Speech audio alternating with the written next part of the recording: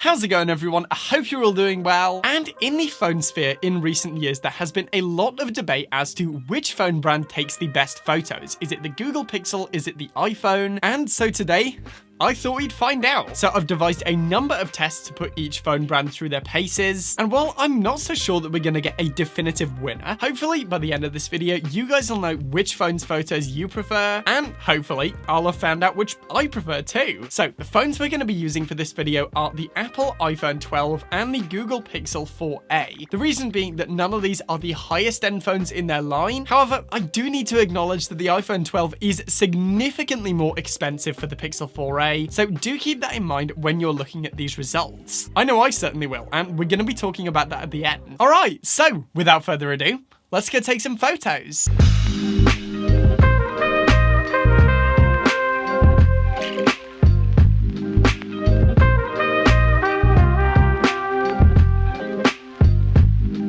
So first of all, the hardware difference. Now, this may not be noticeable due to the Pixel's design. However, it only has one camera, whereas the iPhone 12 has two. Honestly, on the iPhone side of things, I would want that for the amount that we're paying for it. So while this will give us a little bit more versatility, in this video, we're generally not going to be focusing too much on specs, and we're going to be paying more attention to the raw image performance of these phones. First up, we have the interface. Now, while on the iPhone side of things, everything is quite clearly laid out. You can see where all your different modes are, along with changing focal lengths at the click of a button. It is, at least on the iPhone 12, a little bit more limited than on the Pixel. However, on the Google Pixel side of things, everything is a little bit hidden away. I mean, you have the night sight, the portrait, standard camera, video, and the mode selection. But when you swipe down, you get a lot more options. You get framing hints, grid types, frequent faces, as well as aspect ratio, some manual controls,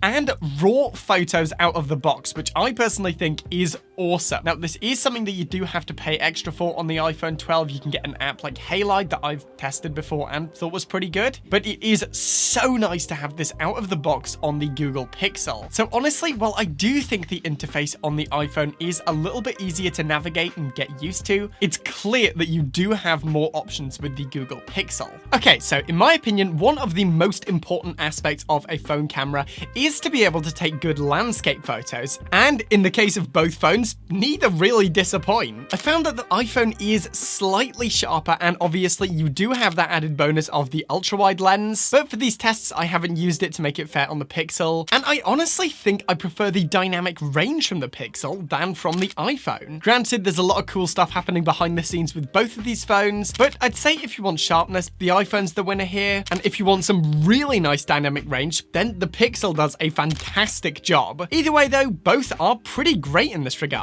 In terms of portrait mode, honestly, both are pretty great. Now, obviously, seeing as the Pixel only has the one focal length, you can obviously use portrait mode on all cameras, whereas with the iPhone 12, you can only use it on that wide focal length. Now, realistically, a portrait mode on the ultra-wide really wouldn't be all that useful, but still, kind of would be nice to have. In terms of actually taking photos, the iPhone portrait mode can occasionally be a little bit frustrating. You will, chances are, if you take photos with the portrait mode long enough, you will get that move closer, bit closer, no, more, no, that's too close, further away. Whereas with the Pixel, I found it to be much easier in actually taking the photos.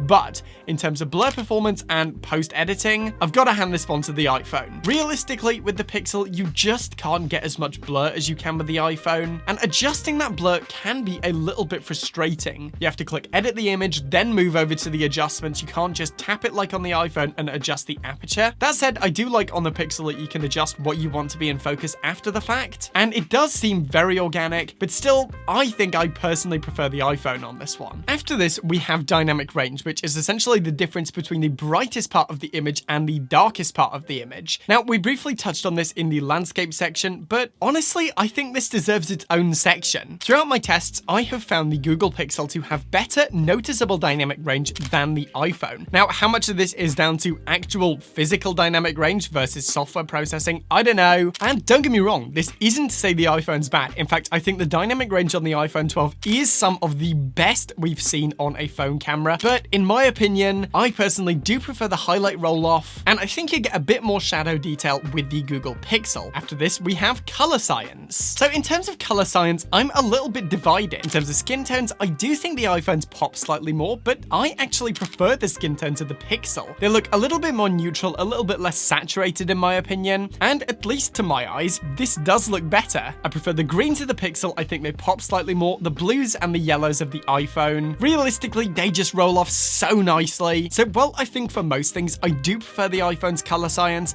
I think for skin tones, I'm actually gonna have to go with the Pixel on this one. Next up, we have the night mode, or as it's known on the Google Pixel, night sight. Honestly, I'm a little bit divided on this one. Well, I do think both the control and sharpness are better on the iPhone. For example, you can choose how long you want to expose the image for, so if you want a cleaner image, you can choose a longer exposure, but if you want a faster exposure, then you can choose a faster exposure. But on the Pixel, I think the dynamic range and the colors both do look better. Now, this is using the main camera on the iPhone 12. I honestly think both the ultra-wide and the selfie camera don't typically do very well in night mode. And honestly, in this regard, despite the lack of controls, I honestly do prefer the Pixel. Alright, so closing off this video, I want to take this time to talk about which phone I prefer to take photos with, along with the value that each phone presents. So first of all, I honestly think I preferred the iPhone 12. Realistically, I just did have more fun taking these photos, and while there were things about the Pixel that I certainly liked more, for example, the inclusion of RAW photos out the box, because you guys know I love to edit my photos, overall, I just preferred taking photos with the iPhone 12. But something that's important to remember is that the iPhone 12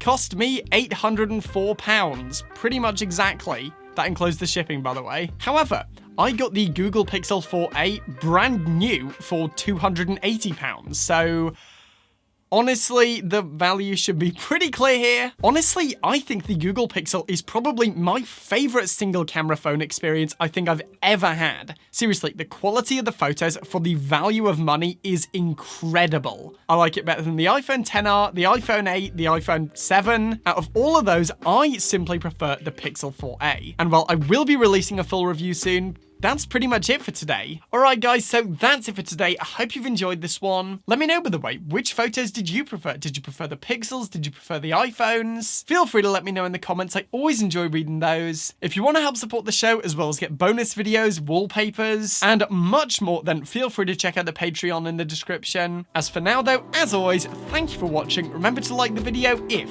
you want to see more content like this, then smash that subscribe button. My hair has fallen off. I'm done for now, and I will see you guys in the next one.